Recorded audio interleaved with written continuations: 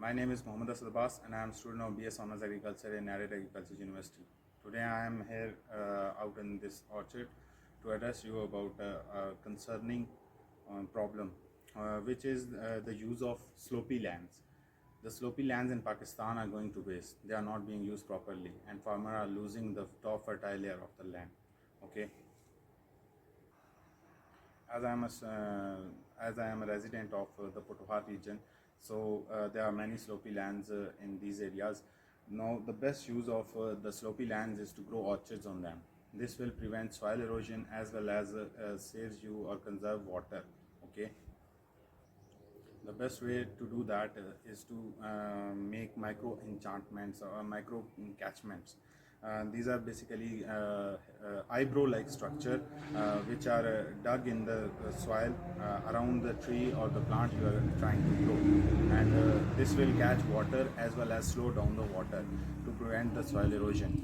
Now basically when the water is coming down the hill or a slope,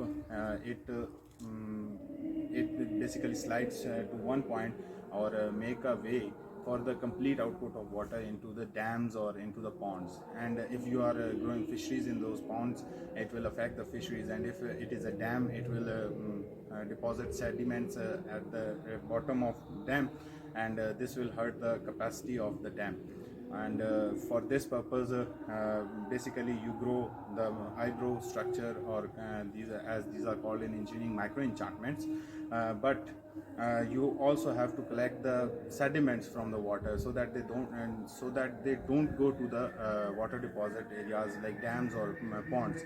For this purpose you will dug a 10 to 12 feet deep hole in which water at the main output of the water, from where the water is mainly going out.